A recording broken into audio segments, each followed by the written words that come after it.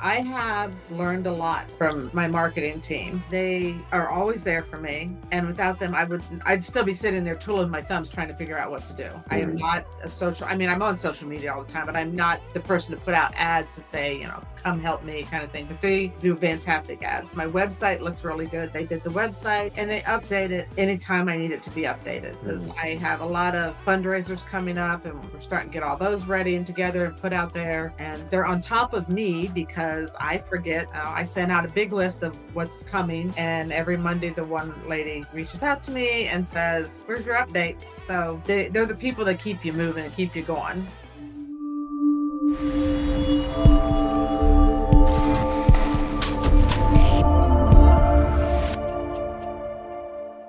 What's up, everybody? Here off the field week. Got a special one for you guys today. We're here with Miss Lura Sawyer. She has a master's degree in social work and also sits on the president and the founder of Let Us Hope Grow. How you doing today? I'm good. How are you? I'm Thanks doing for well. having me. Thank you for coming on.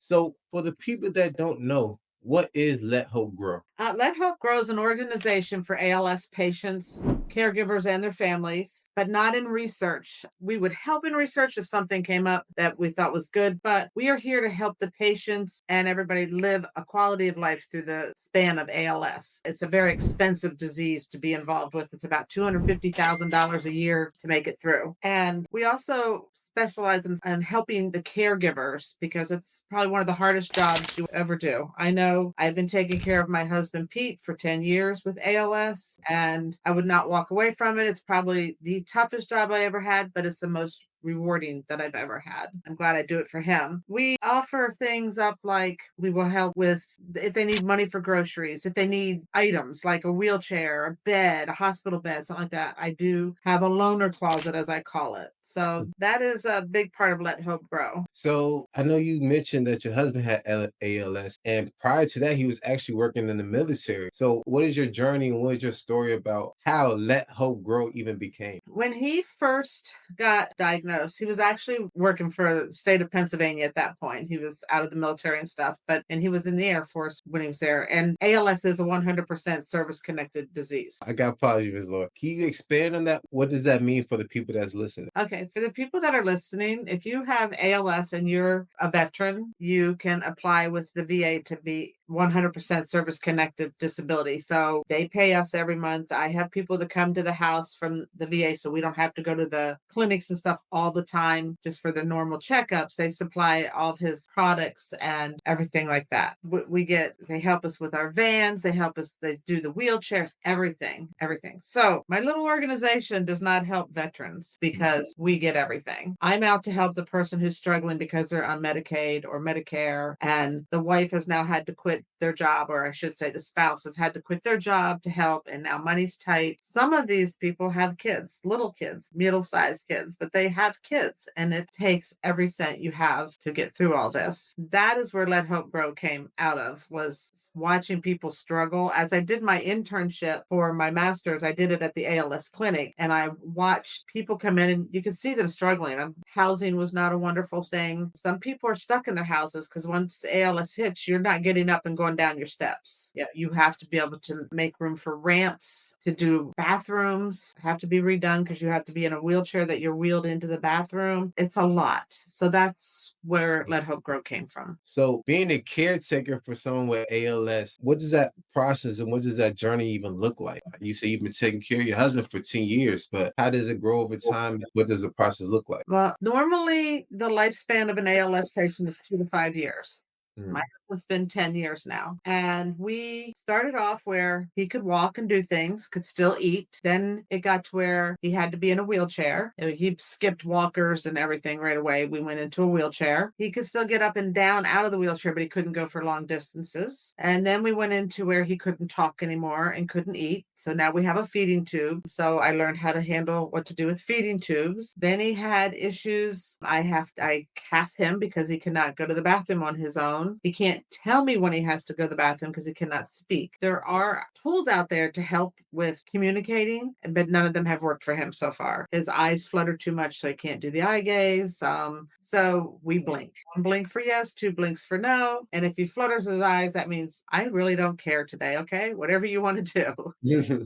He is either bed bound, chair bound, or wheelchair bound. We don't let him sit in the bed very often. If it's a tiring day, we leave him and let him rest. But other than that, he gets up in the chair. He gets in the wheelchair. We go for walks with him. We go on vacations with him. We do everything with him. We still do everything you would do. We just do it all for him. He enjoys it, but we do everything for him. And this has taken, it actually only took about 1.5 years for him to hit where he's at. He's been the same now for about 9 years, 8.5, 9 years. That's a blessing. That's a blessing. So for people that want to learn or even help let hope grow, what can they do? What are some call to actions that they can actually do to help the nonprofit organization? Well, we're always looking for sponsors, partners, and donations. We need the donations and all that to be able to help us with the key assignments that we have, which are to equipment assistance, housing assistance, and home modification assistance. So that's our big area, and that's where we're looking for them to get donations for that. If I was to get something big, I'd have to do a big, huge fundraiser kind of thing to get a lot of donations and to help somebody redo their bathroom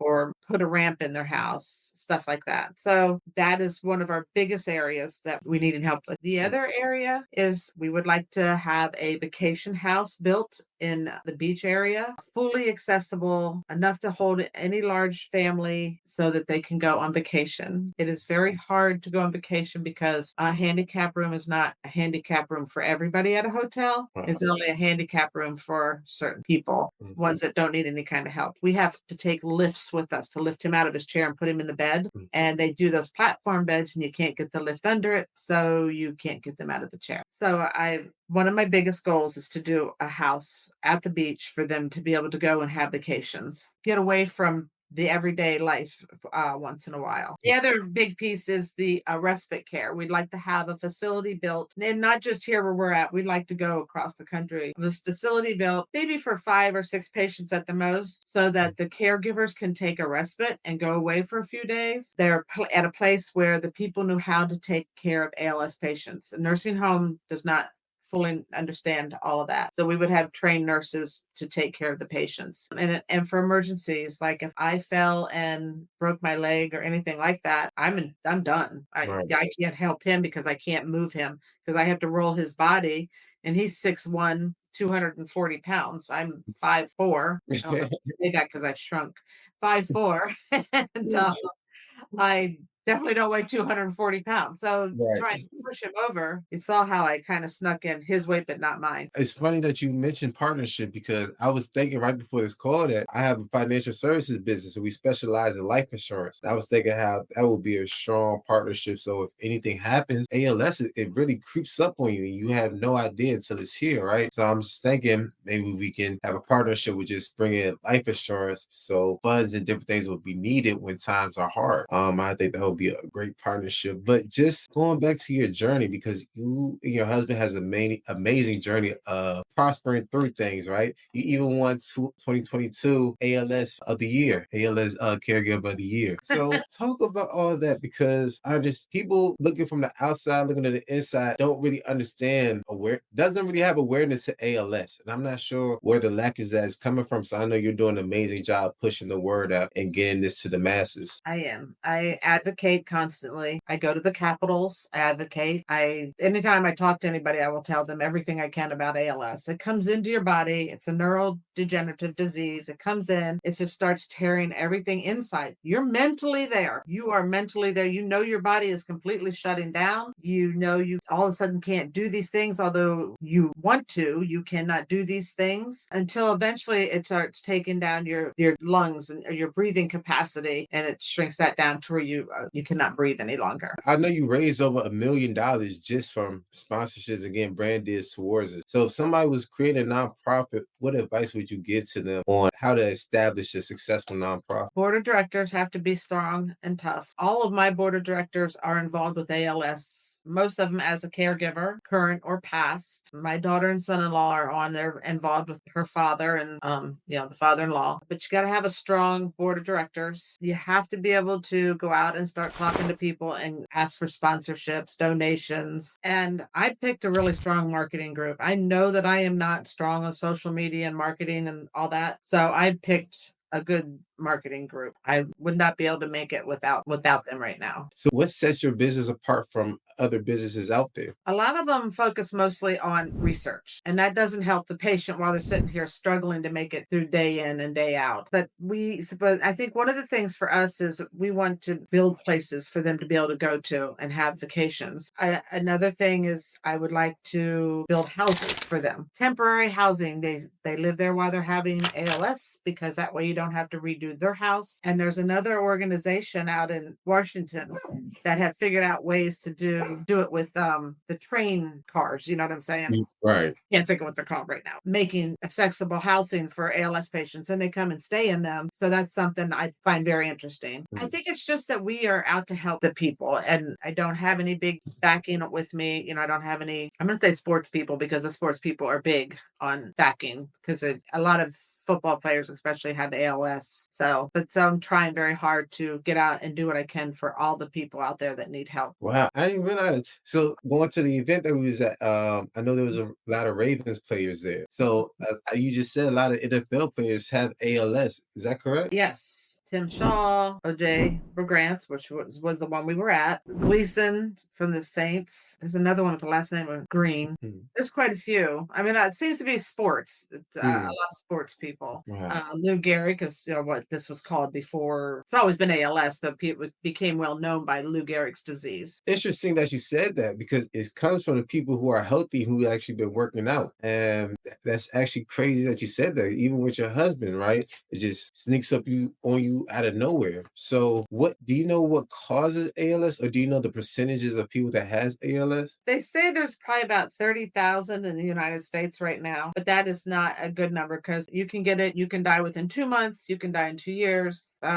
Recently, I lost a friend to ALS who's 20 some years. So we don't have a good registry of people because they come in and go out so fast, it's hard to keep up with all of it. So that's something that they're working on now too, to be able to get a better. The military is the largest organization that has ALS. No known cause. We're figuring it is between a mixture of stress and the chemicals that they are around. Then 𝘁·𝗹𝗪, which is family, that's only about 5% of the ALS people. So, which is good because that's bad because it goes from one person to the next person in the family and it hands down. And that's sad, knowing you may have had kids, not knowing this was coming, and now you've passed it on. And then the general public is the rest. But there's nothing out there as to where this comes from, why you get it, who's going to get it. They're getting closer on some of the research with the 𝘁·𝗹𝗪 because they can narrow it down to certain genes, but that's it. Okay. So how important is getting sponsors and marketing your business out there? Because you said without your marketing team, it would be hard to establish what you built. So how important to the audience is marketing and letting people know who you are as a company and who you are as a person? It is probably the key to it. The marketing is probably the key to it. I have learned a lot from my marketing team. They are always there for me. And without them,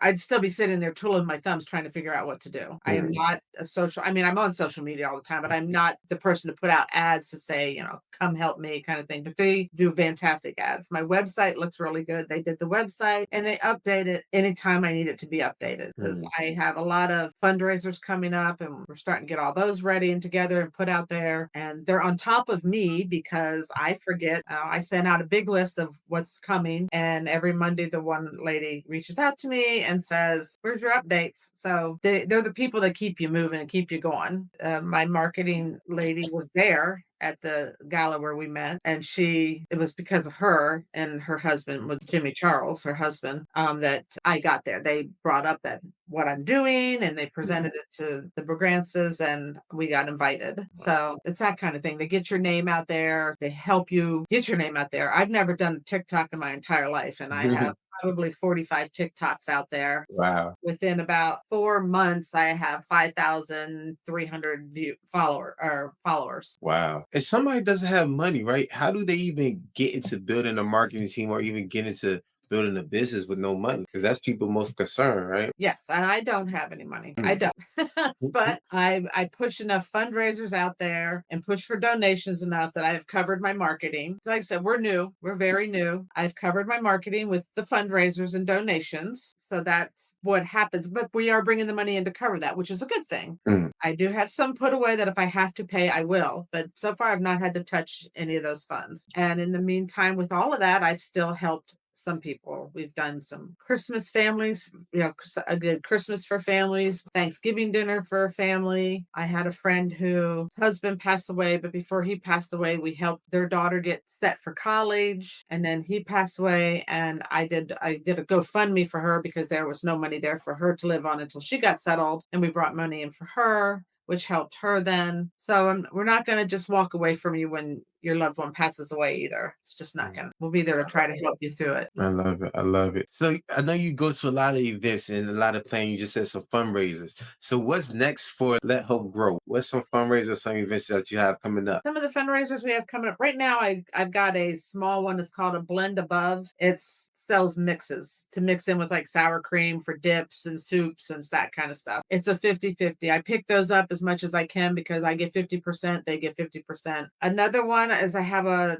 lady whose uncle has ALS, and she is doing a golf tournament on May 17th. The details are not all out there yet, but they're coming. May 31st, we're doing a chicken dinner. That will be a community fundraiser where the company that's doing the chicken does the chicken and a baked potato. My nurse here and I are going to make the 400 and some chocolate chip cookies to put with the dinner. Wow. And we're getting rolls donated from local restaurant or grocery stores and stuff to try to put with the chicken dinner. So that will be one of our upcoming ones. We are in the process. I go meet with the Lower Allen Township government people there about using their park. I want to use one of their parks for a community day where I have food trucks come in, and I'll work with the food trucks to have those as my fundraising part of it. And then we'll let people come in and set up their wares or whatever they're advocating for. Mine will be ALS, of course. My dog trainer plans on coming to try to push her dog training business and that kind of stuff. But we have to get permission from the township to be able to do that. So I meet with them. So hopefully that happens. And then we're going to do a designer purse bingo. And then in October, we're going to be doing a big, huge Battle of the Bands. Okay. It'll be at a farm in southern PA. So, I mean, this even hits in for people Maryland way if they want to come up. But 𝘁𝗹𝗎 will be there. He'll be the opening. He'll be a judge. We'll bring bands in. It'll be an all-day event. We're going to try to get restaurants to donate their food from around the world. We'll do like a thing and have them donate their food for around the world. Wow. We're looking to do something big at that one. That one I'll be looking for sponsors and partnerships. Okay, cool. I love it. So is somebody from you actually living it and experience people with ALS every day? What do you want to tell somebody just out to the masses, out to the people? What message do you have for them of awareness to ALS and just the importance of giving back to the bigger picture?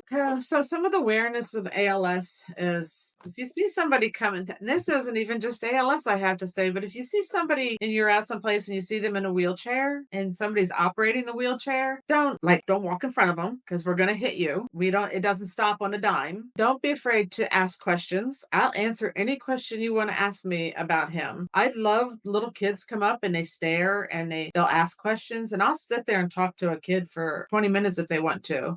Don't pull the kid away. Let them learn. Let them know that there's other things out there going on besides what, normal. That way, hopefully, as they grow, they'll learn to deal with all kinds of kids when they're growing up. But if you can talk with ALS, a lot of times you sound like you're drunk because you're slurring and stuff.